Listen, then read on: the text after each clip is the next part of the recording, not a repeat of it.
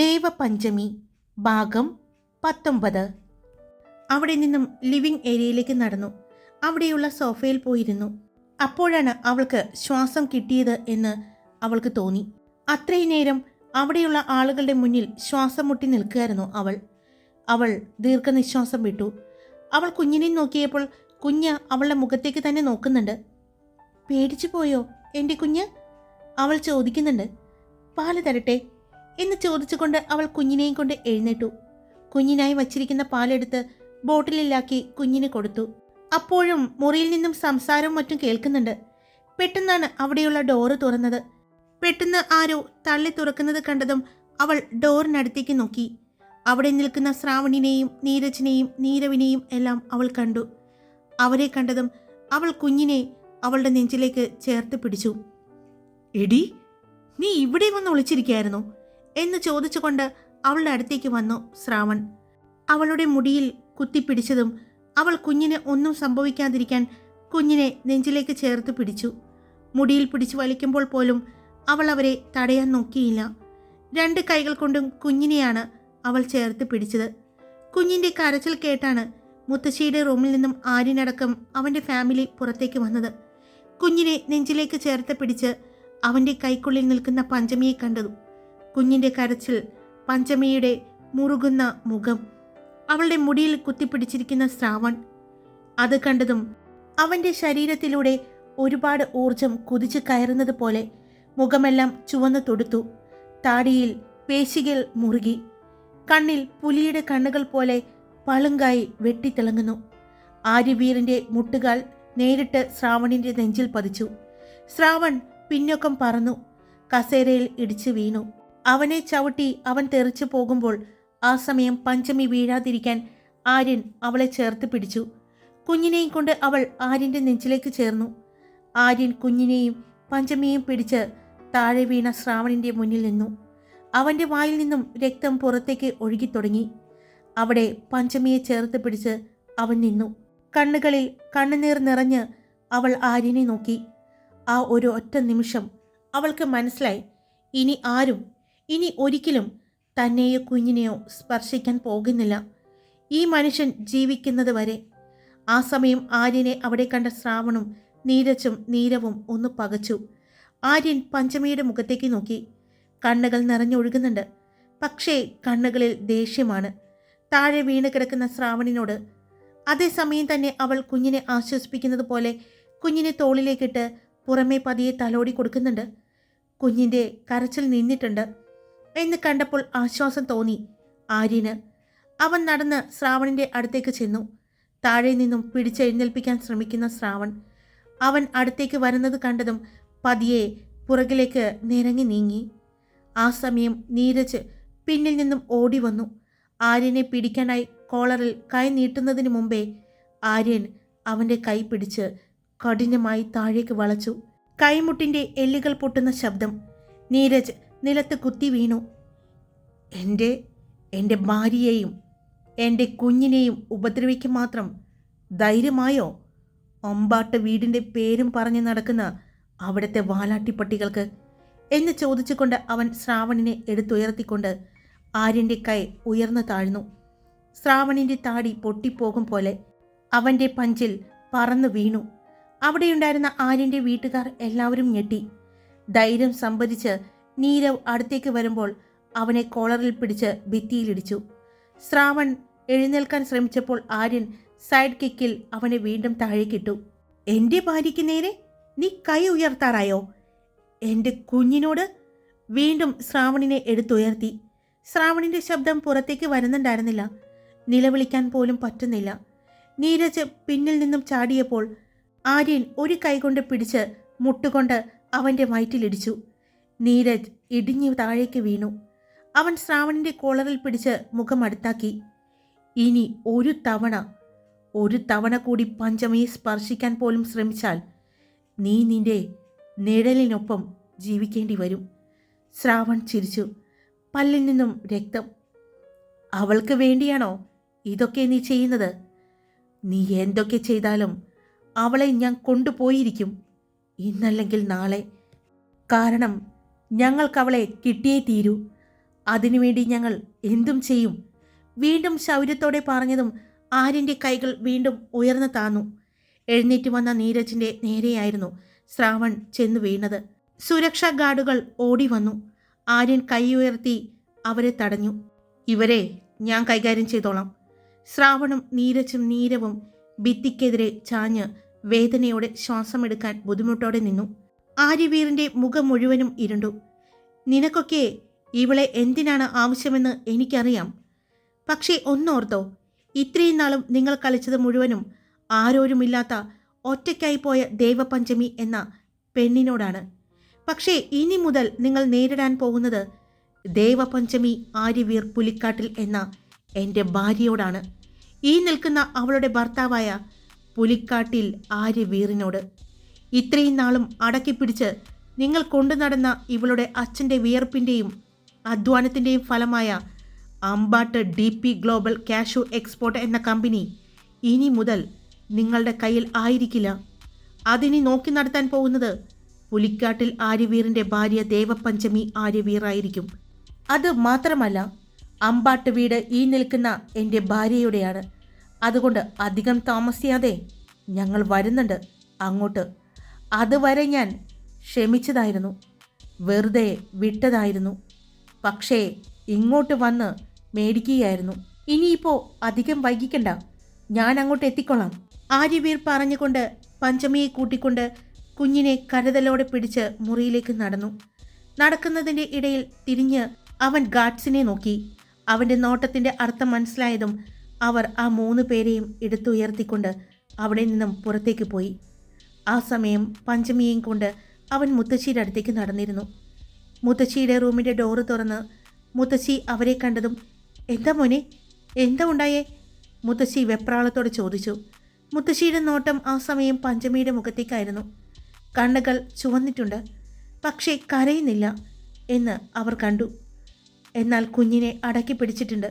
പേടിയോടെ കുഞ്ഞിനെ ചേർത്ത് പിടിച്ചിരിക്കുന്ന അവളെ കണ്ടതും മുത്തശ്ശി ആര്യനെ നോക്കി. ആര്യനും ആ സമയം പഞ്ചമിയെ നോക്കിക്കാണുകയായിരുന്നു. അത്രയും ശക്തിയോടെയാണ് കുഞ്ഞിനെ പിടിച്ചിരിക്കുന്നത്. എന്നാൽ കുഞ്ഞ് കരയുന്നില്ല. അവളുടെ നെഞ്ചിൽ പറ്റിച്ചേർന്ന് കിടക്കുന്നു. പതിയെ തല ഉയർത്താൻ ശ്രമിക്കുമ്പോൾ പഞ്ചമി കുഞ്ഞിനെ വീണ്ടും തോളിലേക്ക് ചായ്ച്ചു കിടത്തുന്നു. അത് കണ്ടതും ആര്യൻ അവളുടെ കയ്യിൽ നിന്നും കുഞ്ഞിനെ വാങ്ങി. ആര്യൻ്റെ മുഖത്തേക്ക് നോക്കി അവൾ കുഞ്ഞിനെ വിട്ടുകൊടുത്തു. കുഞ്ഞ് ആര്യൻ്റെ കയ്യിലേക്ക് ചെന്നു.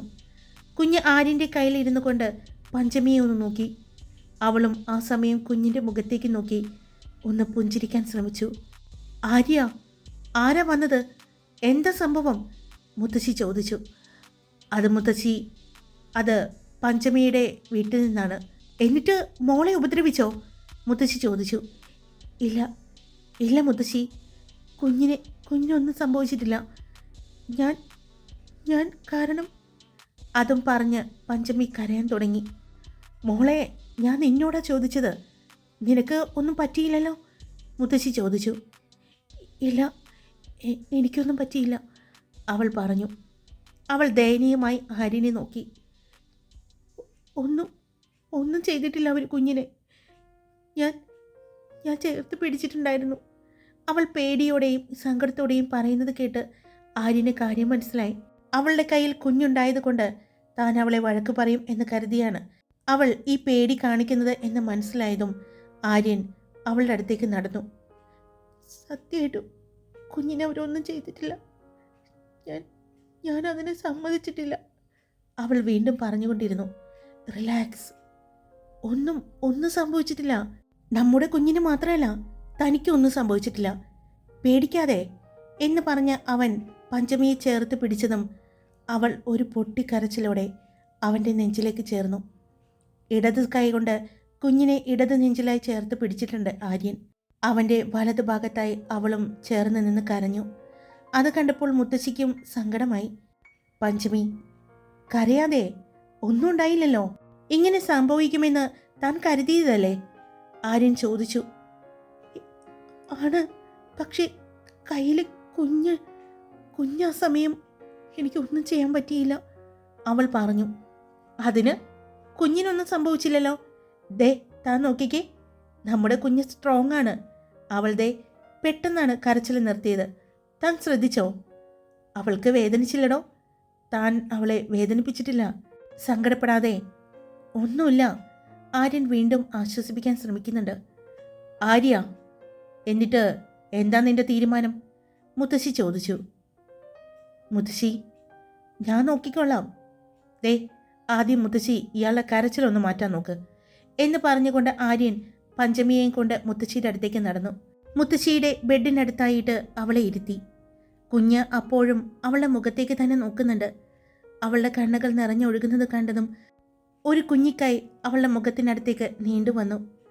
കുഞ്ഞ് അവളുടെ കണ്ണുനീർ തുടച്ചു കൊടുക്കുന്നത് കണ്ടതും മുത്തശ്ശിയും ആര്യനും അത് നോക്കിക്കാണുകയായിരുന്നു. ആ സമയം തന്നെ കുഞ്ഞ് അവളുടെ കയ്യിലേക്ക് ചാടി. അവൾ കുഞ്ഞിനെ ചേർത്ത് പിടിച്ചു. അപ്പോഴും ആ കുഞ്ഞിക്കൈ കൊണ്ട് അവളുടെ കണ്ണുനീർ തുടച്ചു കൊടുക്കാൻ ശ്രമിക്കുന്നത് കണ്ട് ആര്യൻ സങ്കടത്തോടെ മുത്തശ്ശിയെ നോക്കി. മുത്തശ്ശി രണ്ട് കണ്ണും ചിമ്മി കാണിച്ചതും ആര്യൻ അവിടെ നിന്നും തിരിഞ്ഞ് പുറത്തേക്കിറങ്ങിയതും ലിവിംഗ് റൂമിൽ എല്ലാവരും ഇരിക്കുന്നുണ്ട്. ആര്യൻ അവിടെ നിന്ന് പുറത്തേക്ക് പോകാൻ പോയതും ആര്യ എന്നുള്ള അച്ഛൻ്റെ വിളി കേട്ടതും അവൻ ഒന്ന് നിന്നു. തിരിഞ്ഞു നോക്കാതെ തന്നെ നിന്നു. ഇപ്പോൾ ഇവിടെ എന്താ സംഭവിച്ചത്? അവൻ്റെ അച്ഛൻ ചോദിച്ചു. അറിയില്ലേ അച്ഛന് എന്താ സംഭവിച്ചതെന്ന്? ഇവിടെയുള്ള ആർക്കും മനസ്സിലാവാഞ്ഞിട്ടാണോ ഇപ്പോൾ എന്താ ഇവിടെ നടന്നത് എന്ന്? ആര്യ, ആ കുട്ടി അമ്പാട്ട് വീട്ടിലെ കുട്ടിയാണോ? ആര്യൻ്റെ അച്ഛൻ ചോദിച്ചു. അതെ, ഒറ്റ വാക്കിൽ ആര്യൻ മറുപടി പറഞ്ഞു. Ambattu DP global cashew export, അത് ആ കുട്ടിയുടെയാണോ? അവൻ്റെ ചെറിയച്ഛൻ ചോദിച്ചു. അതെ, അതിനും അത്രമാത്രം പറഞ്ഞു. ഇനി എന്തെങ്കിലും അറിയാനുണ്ടോ? ആര്യൻ ചോദിച്ചു. അപ്പോഴും ഒന്നും മിണ്ടാതെ പരസ്പരം നോക്കിക്കൊണ്ട് നിൽക്കുന്ന അവൻ്റെ വീട്ടുകാരെ ഒന്ന് തിരിഞ്ഞു നോക്കിക്കൊണ്ട് അവൻ ആ റൂമിൽ നിന്നും പുറത്തേക്ക് പോയി. അവൻ നേരെ ചെന്നത് അവൻ്റെ ക്യാബിനിലേക്കായിരുന്നു. ക്യാബിനിൽ പോയി ഇരുന്ന് ഫോണിൽ നിന്നും സിദ്ധുവിനെ വിളിച്ചു. ഇവിടെ നടന്ന കാര്യങ്ങളെല്ലാം പറഞ്ഞു. എന്തായി? ഞാൻ പറഞ്ഞ കാര്യങ്ങളെല്ലാം നീ നോക്കിയോ? ആര്യൻ ചോദിച്ചു. നോക്കിയ ആര്യ, നീ പേടിക്കണ്ട. 2 ദിവസത്തിനുള്ളിൽ തിരിച്ച് അമ്പാട്ട് വീട്ടിലേക്ക് ദേവപഞ്ചമി ആര്യവീറിന് ധൈര്യമായിട്ട് കയറാം. അതിനുള്ള കാര്യങ്ങളെല്ലാം ഞാൻ റെഡിയാക്കിയിട്ടുണ്ട്, സിദ്ധാർത്ഥ് പറഞ്ഞു. അതുമാത്രം പോരാ, Ambattu DP global cashew export എന്ന കമ്പനിയിലേക്ക് എൻ്റെ ഭാര്യയ്ക്ക് ചെല്ലാൻ പറ്റണം.